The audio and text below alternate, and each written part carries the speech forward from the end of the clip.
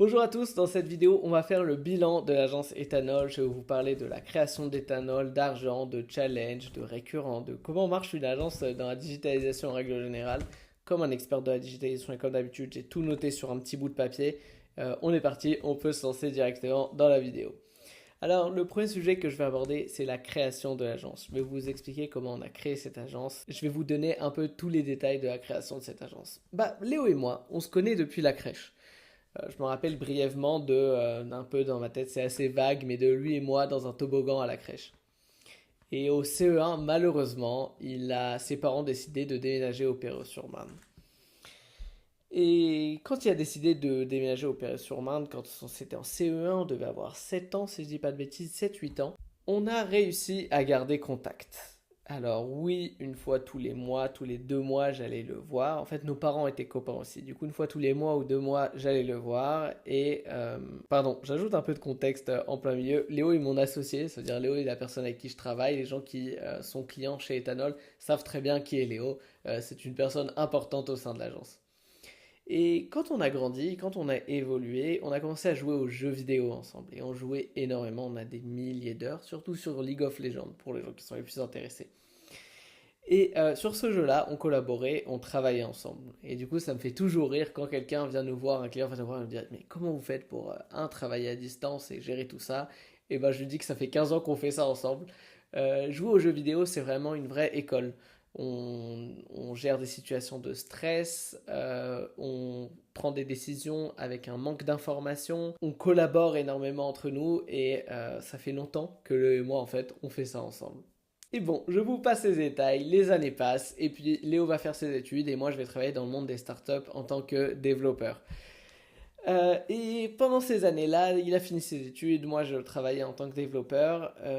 J'avais une envie très profonde d'entreprendre, j'avais envie d'amener de la valeur, j'avais envie de faire du business, c'est vraiment un truc que j'ai envie de faire depuis petit. Et qui de mieux que Léo pour faire ça avec moi. Léo avait déjà une petite entreprise avec laquelle il travaillait à ce moment-là, pardon, il travaille, bon c'est un peu compliqué, et il a décidé de tout lâcher pour rejoindre l'éthanol et travailler à 100% sur le projet. Et le résultat, vous le connaissez, on a plus d'une centaine de clients, une croissance, on est en croissance, on est content, des grands groupes, des PME, on a un peu de tout pour le moment.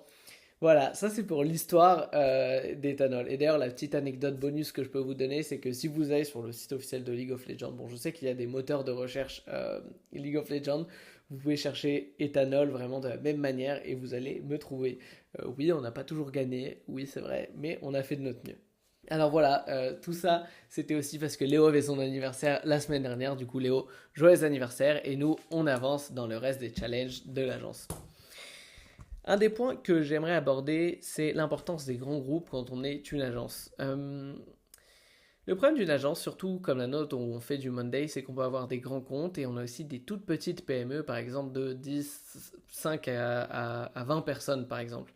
Et malheureusement dans l'agence, on n'a pas encore le luxe de refuser ses clients. Et du coup, ce qu'on fait, c'est qu'on pousse chez nos grands comptes actuels. Ce qu'on fait, c'est qu'on essaye de faire de l'expansion dans nos comptes actuels. Pour tous les gens qui font un peu d'entrepreneuriat et qui s'intéressent, c'est hyper important parce que les grands comptes peuvent payer, contrairement souvent aux petites PME, et ça t'apporte de la stabilité. Je dis ça t'apporte comme si je parlais à quelqu'un, mais ça apporte de la stabilité en tout cas à l'agence parce qu'on peut pricer du récurrent. On va en parler dans le point prochain et pricer de manière un peu plus agressive parce qu'ils payent le fait de travailler une agence. Tandis que souvent une PME, si elle tombe sur une agence, elle n'a pas forcément envie de travailler avec une agence à la base, elle voulait plus travailler avec un freelance. Un autre point sur les grands comptes assez intéressant que je me suis noté, c'est les fausses promesses. On avait une tendance à pas faire de fausses promesses, mais de promettre trop par rapport à ce qu'on pouvait, c'est-à-dire d'amener trop de valeur entre guillemets ou de promettre des trop grandes choses par rapport au budget payé. Ce qui est bien avec les grands comptes, mais en règle générale d'ailleurs maintenant avec les PME ou n'importe qui, c'est on a le luxe, du coup ça c'est un nouveau luxe qu'on peut se permettre, de ne pas promettre trop de choses et de promettre vraiment que ce qui est pas potentiellement, que ce qui est dans le scope et stick to it. On a eu un vrai problème, on a eu beaucoup de scope creep où scope creep c'est quand on laisse quelqu'un, on a un scope initial et il part un peu dans tous les sens et on voulait faire un projet A et en fin de compte on se retrouve avec un projet totalement différent. Et en fait tout ça, ça tue totalement les marges et du coup on peut plus se permettre.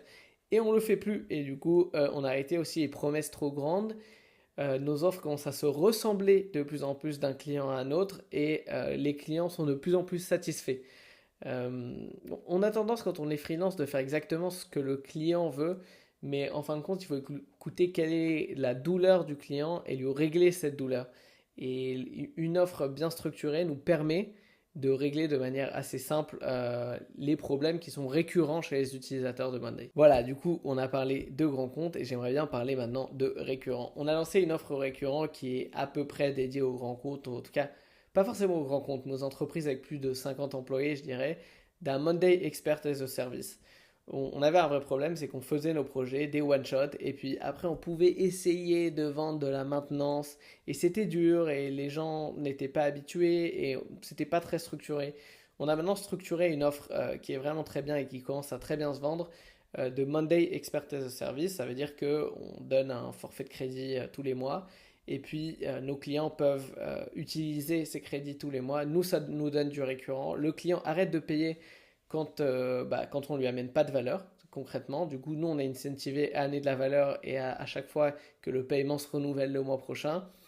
Et le client peut avancer dans son écosystème et voit le travail.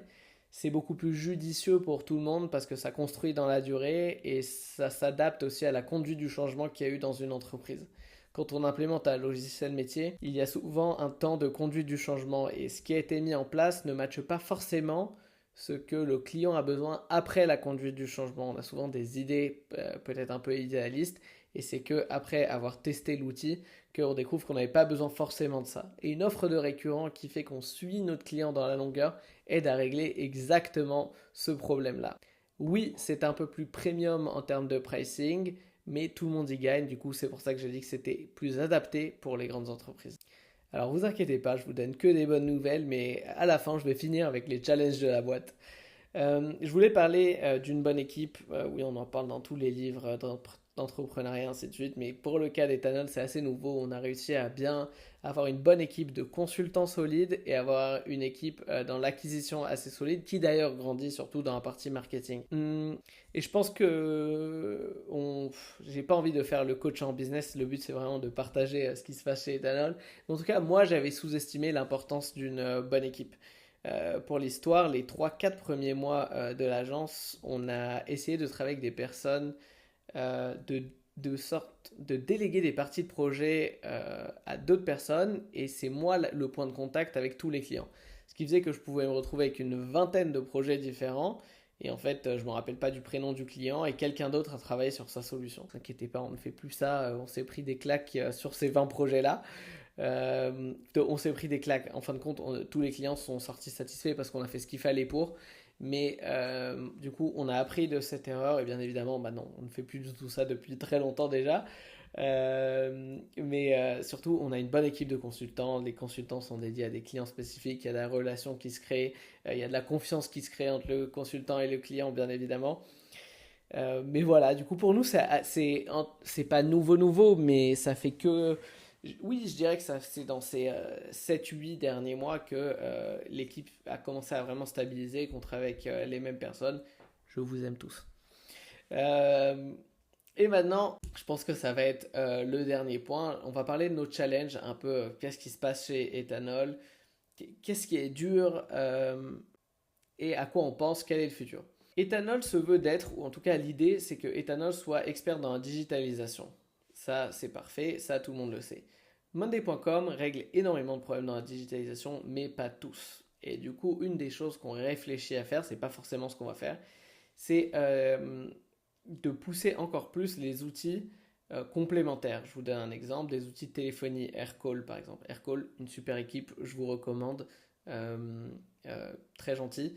Par exemple, vendre du Aircall à plus de clients. On vient chez un client, on lui implémente son CRM, et implémenter son Aircall aussi. On est déjà partenaire Aircall aujourd'hui, mais on le vend pas. On le vend pas, on l'utilise pas assez.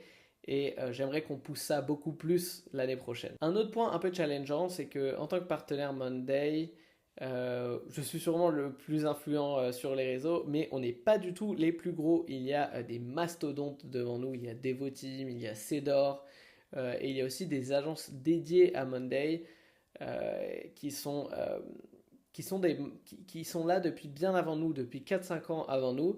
Et les équipes France de Monday sont habituées à travailler avec eux. Et nous, ce qu'on essaye de faire actuellement, c'est de rentrer, ça fait 1 an et demi qu'on fait déjà ça et ça porte ses fruits petit à petit, mais c'est de rentrer de plus en plus dans ces process. Tous les bons leads ou les leads qualifiés qui ont besoin d'un partenaire vont grosso modo chez 2 compétiteurs de manière directe. Et nous, bah, ça nous dégoûte parce on travaille très dur pour chaque lead qu'on arrive à dénicher. Mais on comprend la logique aussi de Monday. Et je vous laisse l'imaginer aussi. Ils ne peuvent pas travailler avec 1 milliard de partenaires, c'est trop compliqué, ainsi de suite. Ils commencent à travailler avec nous. Tout le monde fait des efforts, tout le monde est content dans l'ensemble. On a beaucoup de, je dirais, de leads communs. Voilà, du coup, si vous êtes partenaire d'une plateforme, sachez que c'est des choses qui peuvent arriver. Les équipes sont déjà en place depuis longtemps, elles se connaissent déjà et du coup elles travaillent plus ensemble. Nous on essaye de pousser ça et on va réussir, on fait ce qu'il faut. Et du coup c'est l'un de nos challenges dans les prochains mois, c'est d'investir du temps, du budget et ainsi de suite parce que ça demande des vraies ressources de réussir à faire ça, être plus proche des équipes de Monday Frost. Et le troisième challenge qui est un challenge personnel et pas du tout de l'agence en règle générale, c'est de faire grandir cette chaîne YouTube. Je crois vraiment en l'acquisition via une chaîne YouTube et j'aimerais bien pousser ça encore plus. Vous avez dû voir popper ma tête sur des shorts, très souvent. Et j'aimerais bien pousser ça et faire en sorte que plus de gens arrivent grâce à ma chaîne YouTube. Et du coup, ça veut dire aussi pas que faire des tutos Monday, mais aussi faire plus de vidéos face cam ou storytelling. Et ça, on va pousser ça dans les prochains mois aussi. Voilà les challenges. C'est des bons problèmes. Dans l'ensemble, l'agence est en croissance et j'espère que ça va continuer. Et voilà, j'espère que cette vidéo vous a plu. J'espère que j'étais un bon podcast. Je ne suis pas habitué à faire ces vidéos face cam. Du coup, c'est la deuxième fois que je fais ça. J'espère que ça vous a plu et on se dit à demain ou à la semaine prochaine pour une autre vidéo.